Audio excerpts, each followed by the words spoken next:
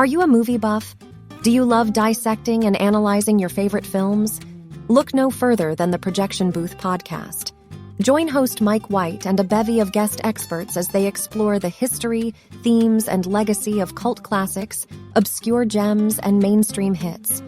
Join us every week for a unique and engaging look at your favorite movies. So sit back, grab some popcorn, and tune in to the Projection Booth podcast, available on all major podcast platforms.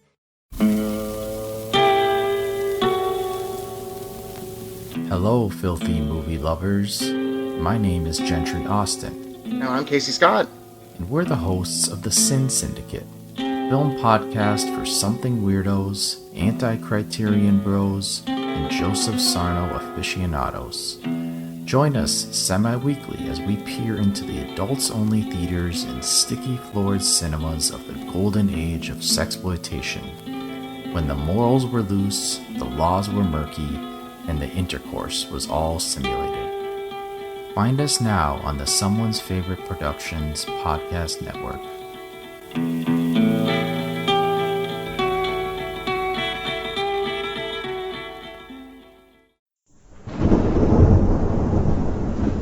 Hello, creeps. It's me, John Kassir, the voice of the Crypt Keeper, and you're listening to Chronicles from the Crypt.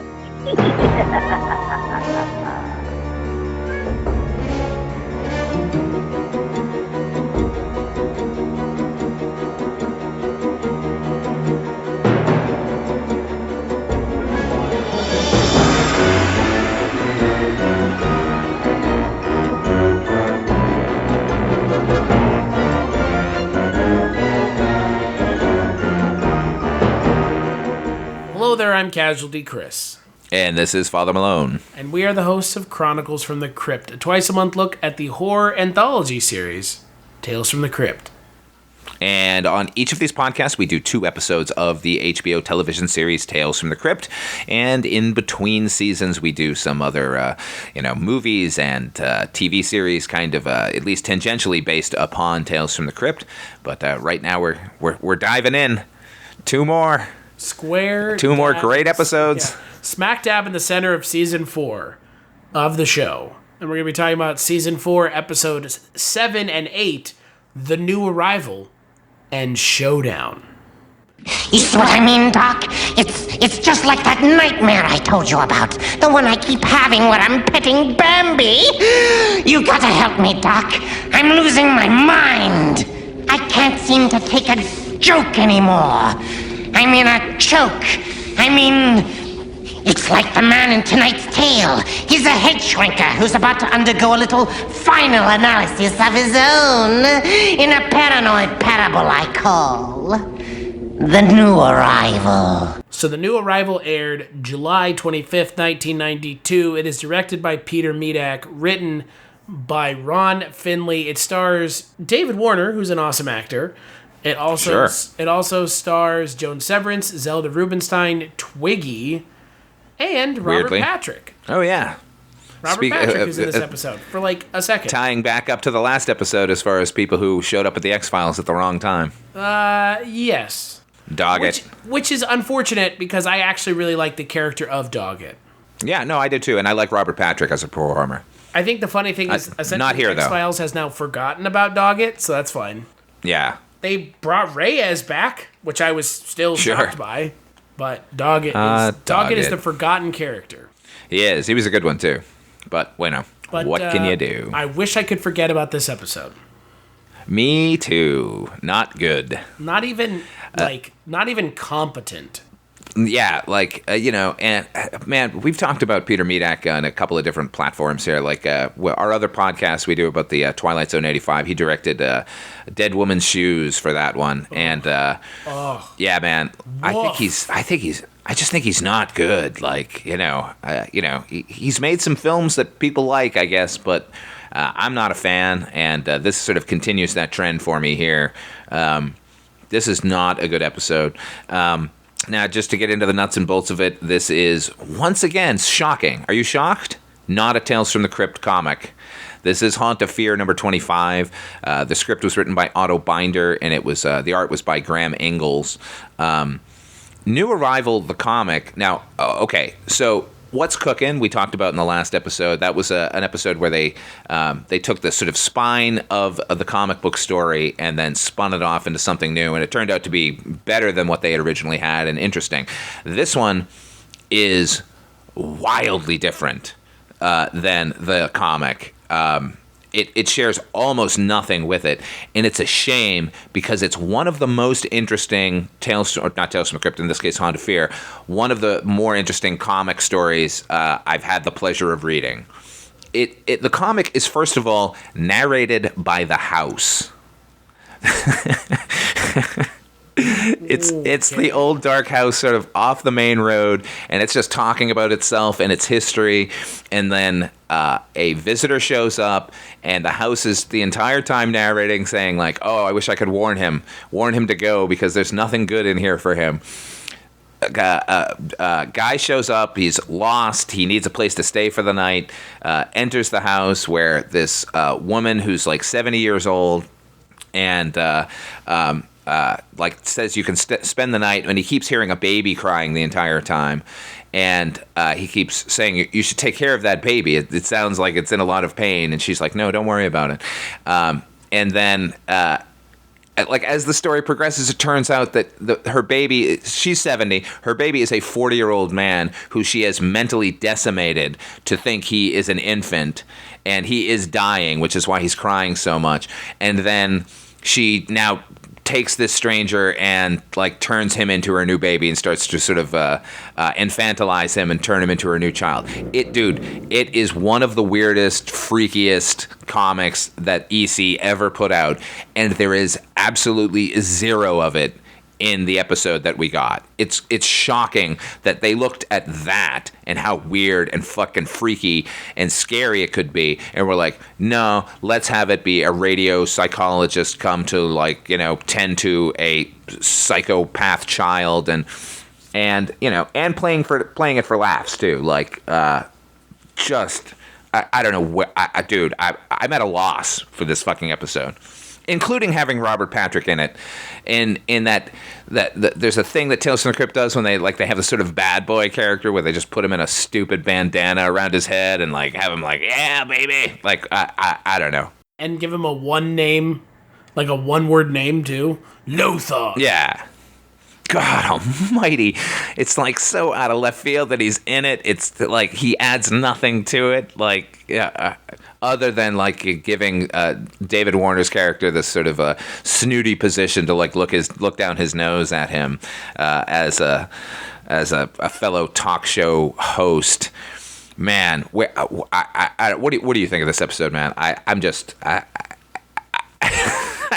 still trying to figure it out. It's not good.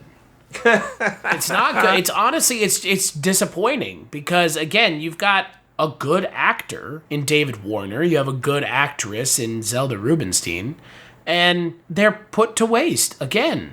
Like, they're completely and utterly wasted. Yeah. Peter Medak has done some good work. I mean, The Changeling is pretty good. Yeah, Changeling's okay. But this is awful. Yeah. No suspense whatsoever. I mean, I guess the entire thing is predicated on us like trying to or hoping to convince us that the masked crazy child running through the house is actually Zelda Rubinstein. But right, which I don't think is even necessary. Like, not at all. It could have been just a scary old house that she's lured this guy to, and playing on his high opinion of himself. And his reputation that he can fix anybody, particularly troubled children. There's something to be said for that. It's like a tale of hubris or something. And he brings along two people just so we can have a body count. That's what it felt like. But oh man, so bad. And then what?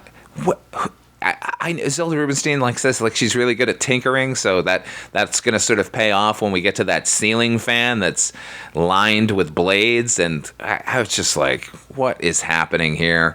This is just random weirdness, and not in a good way, in a kind of baffling way. Well, and that's what I don't understand is what is the point of this episode if the twist is not the twist at all, right? Yeah, and then they give us kind of twist upon twist. So, and none of them are in any way satisfying. So it turns out it's not Zelda Rubinstein. There actually is a child, and she's in on it, and she's going to keep this guy here because she's been doing it for years. He's the new arrival, I guess. And then on top of that, the kid is dead. Why? Because love has kept it alive? Like, just an excuse. Like, I guess they were like, we haven't had an undead thing in a while, so here we go. Throw it in this one. And it's like a fucking zombie. Like, it's a zombie, and it's not even explained. At all. No. At all. But it's still a child, but I don't know, man. Again, I'm looking back at the comic that it's based on, which was so weird and creepy. Like, that, had they done that, it would have been great. I mean, they don't even have to have the house narrating it, even though they should have, because what a weird intro or through line for the fucking story. But, like, this one it's so random and dumb. It's not, that's the thing, like, you could be randomly weird and have it be creepy and have it not even make sense, and you've got the entire career of David Lynch. But in this case, nobody has that talent. Like, they're just like, we got to throw in some blood here. Let's get in a decapitation there. And how about when Twiggy, when she gets her head cut off by the thing, was it me or was there just a stagehand off camera hurling that body down? Warner? Yeah, man. Like, was somebody mad at David Warner that day? They're just like, I'm going to fucking peg him with They chunked it at him. They sure did. I mean, I guess that was the most entertaining part of the episode for me. The stage hand hurling a decapitated corpse at David Warner. I guess you don't see that every day, so there's something to be said for this one. But yeah, they chunked it at him. Hard. Because he took quite a fall down the stairs. Yeah. That was clearly David Warner. Oh, yeah. But it's just so stupid. I don't understand what the point of this episode was, once again. Yeah, and then, one of my favorite things is, they turn his chair around to show that there's a line of previous psychologists who have all failed, but, they're all still strapped in the chair, but there's, a mentor character to him who, for some reason, other than the audience needs to know that who it is, the pipe is still clutched between his skeletal teeth. What the fuck is going on here? How dumb do they think we are? That was our friend. That was my friend. Okay, yeah, so what? Who cares? Yeah, just dumb. It's not good. It's just, again, to me, it's just I don't get it. It's how can these episodes all be so bad? Yeah, right? It's baffling. There's so much talent to draw from. And all of these people have done good work. But, not here? Not here. I don't know. Not anywhere close to here. Far from here. It just seems like, it feels like a whole lot of, well, that's good enough. And we've talked about that before, and that's it's kind of enraging as a fan of the genre, where people are just well, we get to, I'll just cash a check and write this thing, and they go off and do it, and I don't know. It's insulting, ultimately. We don't need to put in any effort. Got it. Understood. Yeah. I mean, season 4? We're in season 4. Come on. Yeah. Yeah, this is definitely a skip from me. 100%. Oh, skip it hard. Yeah, I mean, even, YouTube that moment where the body comes flying down the stairs at David Warner, and that's the best I can say about this particular one. Unintentional comedy, gold. Right. Other than that, David Warner getting knocked down the stairs is just great. Other than that, everything else is awful. Yeah, and there's all of the performers here have done better work elsewhere, and I highly recommend you go watch those things. So yeah, let's move on to the next episode, Showdown.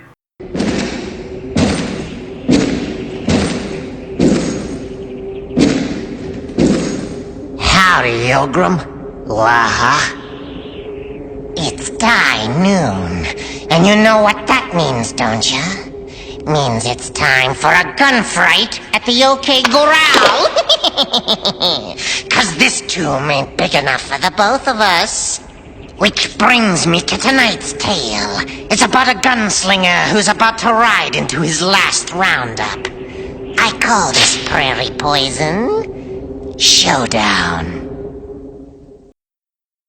So, Showdown aired August 1st, 1992, but that's kind of a misnomer. Yeah, lies. Lies, because this was part of the initial Two-Fisted Tales pilot that they did. Hard to believe they didn't pick that show up. Yeah, right. So, this is directed... So keeping that in mind, this is directed by Richard Donner, written by Frank Darabont, and it stars David Morse, Neil Giantoli, and that's kind of it for notable faces. I mean, David Morse obviously is kind of the biggest of the bunch here. And the episode is about a gunfighter who confronts his past. Sure. I'll tell you what, I actually like this episode a little bit. I think it looks beautiful.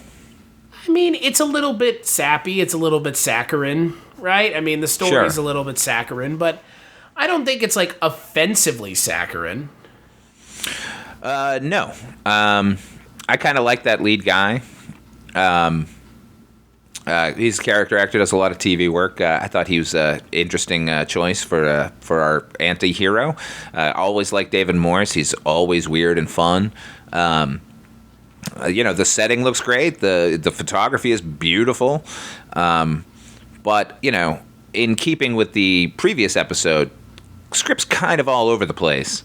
And this is a case where, too often when they do the intro, like where the Crypt Keeper pulls out the book and, is introducing the episode, we get a Mike Vosberg was the artist who did all of the artwork for the covers of the Tales from the Crypt comic as we open it up to dive into the story. Too often they kind of give away the ending. In this one, they don't give away the ending because the artwork that we get is so much better than anything that actually appears in the episode. It's the lead character surrounded by what look like a dozen cowboy zombies that he's fighting, and I thought, wow, this is going to be good. Zombie Western. I'm all in. And that is not it at all.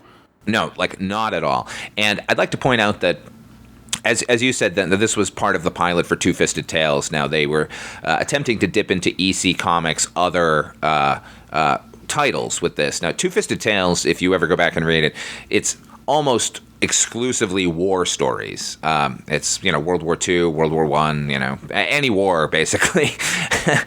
They would do it. So, and if you notice in the opening credits, it says Two-Fisted Tales was, published by Al Feldstein and, EC Comics. But this is an original story. This has no basis in any of the EC tradition. There is a Two-Fisted Tales story called Showdown, which does involve a quick draw gunslinger, but this is not based on it. Frank Darabont came up with this all on his own. It's akin to John Landis's Twilight Zone segment in the Twilight Zone movie, and that he decided that he doesn't need to go back to the well of material. He's gonna do his own thing, and I don't know. I don't think it's all that successful. I think it's got some interesting stuff in it. Certainly when they sort of jump to the future and people visiting that saloon, I thought that was an interesting concept that didn't pay off at all. Was this all supposed to be a dream? It kind of felt that way, wasn't it? It was right before the moment of his death. I thought it was supposed to be a dream. He had some premonition, but the premonition also involved him going into a saloon and drinking some snake oil, potion to make him faster, but none of that actually happened. That was all just imagined the moment before the rest of David Morse's gang take him apart. Yeah, and that's what I don't understand. Is I don't understand the kind of context. Yeah, it's a little bit of the old Twilight Zone's... Twilight Zone-y, dream sequency, unreliable... Yeah, occurrence at Owl Creek Bridge, right before the guy's neck snaps, he has a fantasy of getting away and whatever. But what he fantasizes is not all that interesting. It's, he keeps seeing people in this saloon that he had previously gunned down, but none of it has happened. I don't know. Like, I would hope that right before the moment of my death, I imagine something fucking awesome. Like drinking snake oil? Yeah, something more than that. Yeah, I don't understand at all the context and the framing device that the episode uses. It's not bad. Well, we keep coming back to that shot, which is admittedly a beautiful shot of the sort of all the cowboys riding out of the sunset or away from the sunrise, or like I don't know, like, are they supposed to be like the ghost riders in the sky there or something? Like, like once in the end of the episode, that pretty much confirms that. Right.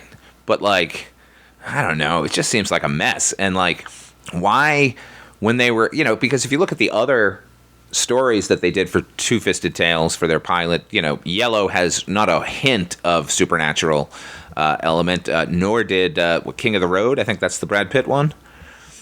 Right. Yeah, but so I'm not sure why they even went to a supernatural thing when they had an entire series about supernatural occurrences. It feels a little off, feels like maybe they should have just made this as a Tales from the Crypt episode and amped up all of that sort of supernatural business.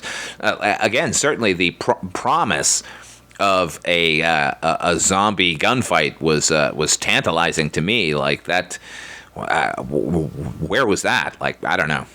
Well, yeah, that would have been more fun. I mean, that would have just been giving you, Western zombie mayhem. Would have been great. Well, yeah, but that goes without saying. But I mean, again, if you're talking about not understanding why this episode went supernatural and none of the other ones have to begin with, that would be even worse, right? Well, it would have been worse if they hadn't gone supernatural.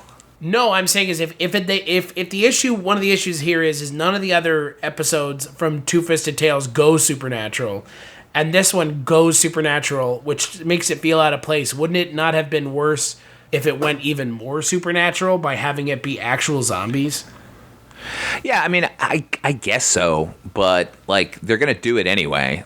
Might as well. Yeah, I mean, maybe. Look, if they weren't going for that sort of horror tone, they were kind of going for eerie kind of creepiness, but I don't think it works.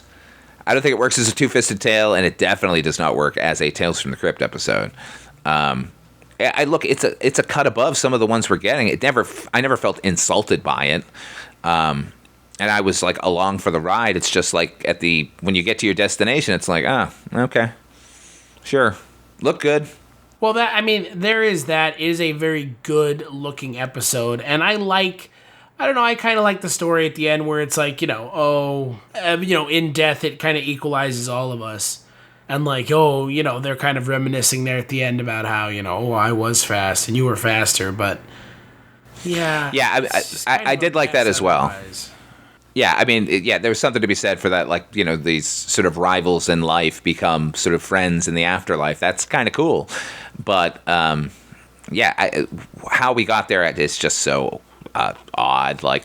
And while I did like the sort of flash forward to where they're given a tour of this place and talking about these characters, it just doesn't feel like it added to anything. It seems like it could have been that from the get-go. As soon as he gets to the town, suddenly he doesn't understand why he can't be seen, and these people are talking, and they're dressed in these weird clothes, and, there was something good here.